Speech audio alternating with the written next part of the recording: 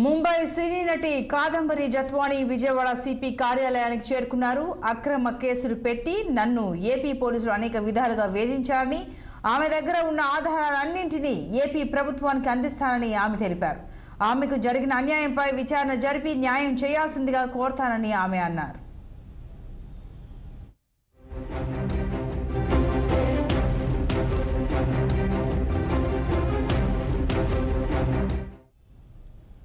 ఇక మరింత సమాచారం మా ప్రతినిధి కృష్ణ లైవ్ ద్వారా అందిస్తారు. కృష్ణ, చెప్పండి, ఈ కాదంబరి అనే ముంబై నటి ఇప్పుడు పోలీసులపైన కూడా ఆవిడ ఆరోపణలు చేస్తున్నారు, తన దగ్గర ఆధారాలు ఉన్నాయి అని.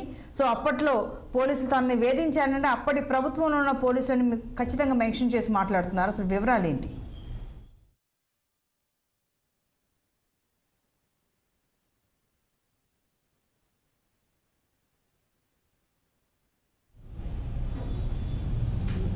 మ్యూట్ లో ఉంది కృష్ణ గారు. పోలీసుల చుట్టూ కూడా తిరుగుతున్న విషయం మనం చూస్తా ఉన్నాం. ప్రధానంగా ఈ కేసులో గతంలో పనిచేసిన విజయవాడ సిపి అండ్ డీసీపీగా పనిచేసిన ఇద్దరు వ్యక్తుల పేరు ప్రధానంగా అయితే వినిపిస్తున్నట్టు మనం చూస్తా ఉన్నాం. దీంతో పాటు గతంలో సిపి అండ్ ఏడీసీతో పాటు ఏదైతే టాస్క్ ఫోర్స్ పోలీసుల ప్రమేయం కూడా ఉంది అంటూ కూడా ఏదైతే ఈ నటి జత్వాని అయితే కొన్ని ఆరోపణలు అయితే చేశారు. మరి కాసి ఈ రోజు రాత్రి అయితే ముంబై నుంచి అయితే హైదరాబాద్ నుంచి విజయవాడ చేరుకున్న పరిస్థితి మనం చూస్తాను. మరి కాసేపటి క్రితమే విజయవాడలో ఒక ప్రైవేట్ హోటల్ నుంచి కూడా ఇప్పుడే సిపి గారి ఆఫీస్ లో అయితే చేరుకున్న పరిస్థితి చూస్తాను. నటితో పాటు వారి యొక్క లీగల్ టీం కూడా ఇప్పటికే అక్కడ ఈ సిపి ఆఫీస్ కి అయితే చేరుకున్న పరిస్థితి మనం చూస్తాము.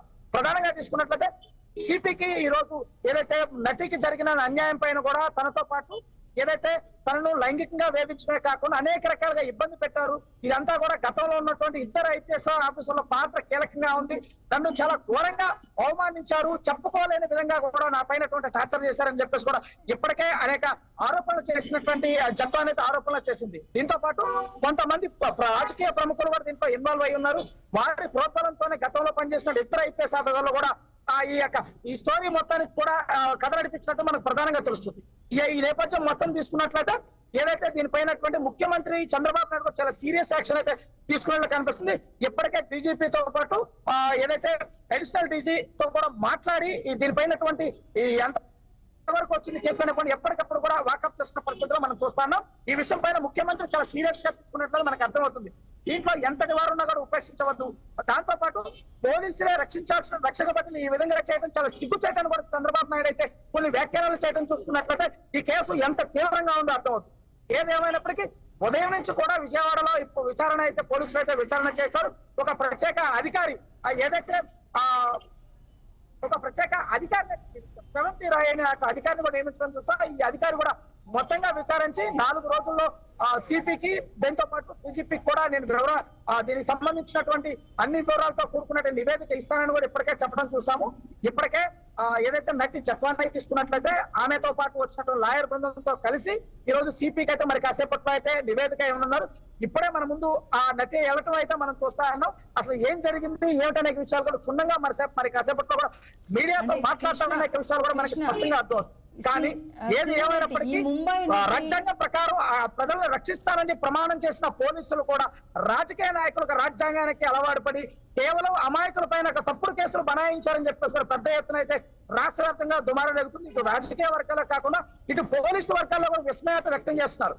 దీంట్లో ప్రధానంగా ఇద్దరు ఐపీఎస్ ఆఫీసర్లు ఏదైతే టాటాగా పనిచేసినటువంటి కాంతిరాణా టాటాతో పాటు మరొక ఆఫీసరు ఏదైతే ఆ గతంలో ఉన్నటువంటి డీసీపీగా పనిచేసినటువంటి అధికారి కూడా ఏదైతే దీంట్లో ప్రధానంగా ఇన్వాల్వ్ అయిపోతున్నారు. వీరు కూడా ఆమెతో ఎవరైతే ఆ జత్వానితో కూడా అసభ్యకరంగా ప్రవర్తించినట్లు కొన్ని అనుచిత వ్యాఖ్యలు చేసినట్లు కూడా కొన్ని ఆరోపణలు అయితే తనతో చేస్తున్నట్లు మనం చూస్తాము. ఈ అన్నిటికీ మరి కాసేపట్లో ఆమె తన సాక్ష్యాలు కూడా ఇస్తుంది. అంటే ఏదైతే తన దగ్గర కొన్ని సాక్ష్యాలు ఉన్నాయి. ప్రధానంగా తీసుకున్నట్లయితే ఏదైతే గతంలో కృష్ణా జిల్లాలో పనిచేసినటువంటి జడ్పీ చైర్మన్ ఏదైతే కుక్కల నాగేశ్వరరావు తనయుడు విద్యాసాగర్ వెళ్తున్నా ప్రధానంగా విద్యాసాగర్ తనకి అసభ్యకరమైన ఎస్ఎంఎస్ పంపించడం, అసభ్యకరమైన ఫోటోలతో పాటు వీడియోలు పంపించాడని చెప్పి కూడా నటైతే ఆరోపిస్తుంది. అసలు ఇక్కడ మువ్వా ప్రాంతం ఎక్కడ మువ్వ ప్రాంతము ఎక్కడ ముంబై వీటన్నిటికీ ఒక విజయవాడ కేంద్రంగా ఉన్న ఇబ్రహీంపట్నంలో కేసు కంప్లైంట్ చేయడం చూసుకున్నట్టు ఇవన్నీ కూడా ఈ ఎపిసోడ్ అయితే కోట్ల రూపాయల చేతులు మారినాయి అని చెప్పేసి ప్రధానమైన ఆరోపణలు అయితే నడుస్తున్నాయి. అసలు పోలీసులకి దాదాపు 10 కోట్ల రూపాయల వరకు ముట్టినాయని చెప్పేసి కూడా కొంతమంది బయటకు పేరు చెప్పిన వ్యక్తులు అయితే ఇప్పటికే చెప్తున్నట్లు మనం చూస్తాను. ఏది ఏమైనప్పటికీ దీంట్లో కేవలం పోలీసుల పాత్ర ఉందా, లేకపోతే ప్రముఖ రాజకీయ నాయకుడి పేరు స్పష్టంగా అనిపిస్తుంది. ఆ నాయకుడు దీని వెనకాంతా ఉండి కూడా నడిపించాడని చెప్పేసి కూడా మనకు ప్రధానంగా తెలుస్తుంది. ఈ ఎపిసోడ్ మొత్తానికి ఒక ఫుల్ స్టాప్ పడాలి అంటే మరి కాసేపటి క్రితమే బయటకు వచ్చి మీడియాతో మాట్లాడటానికి అని చెప్పేసి నడి చెప్పడం, మరి కాసేపు అయితే వెయిట్ చేసే పరిస్థితి మనకి స్పష్టంగా కనిపిస్తుంది.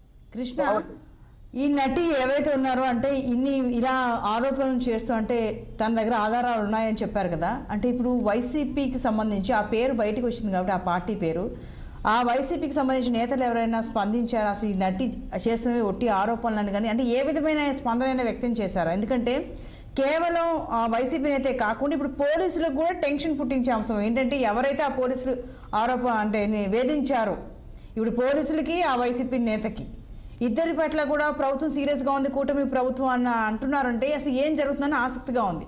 అసలు ఈ కాదంబరి అనే ఈ ముంబై నటి డిమాండ్స్ ఏంటి, ఇప్పుడు ప్రభుత్వం ఏ విధంగా అడుగులు వేసే అవకాశం ఉంది, అలాగే వైసీపీ నుంచి ఎవరైనా స్పందించారా అసలు ఈ నటి చేస్తున్న ఈ వ్యాఖ్యలకు సంబంధించి?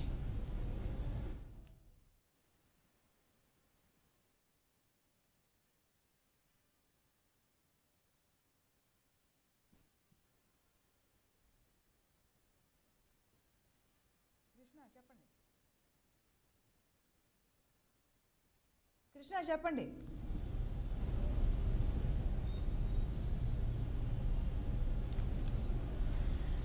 కృష్ణ, ఇప్పుడు వైసీపీ పార్టీ నుంచి ఎవరైనా స్పందించారా? ఆ పార్టీకి సంబంధించిన నేతలు ఎవరైనా, ప్రజాప్రతినిధులు ఎవరైనా ఈ నటి చేస్తున్న ఆరోపణలకు సంబంధించి ఆ ఒట్టి ఆరోపణలని కానీ లేకపోతే ఏదైనా అసలు ఆ అమ్మాయి చేసిన వ్యాఖ్యలకు సంబంధించి?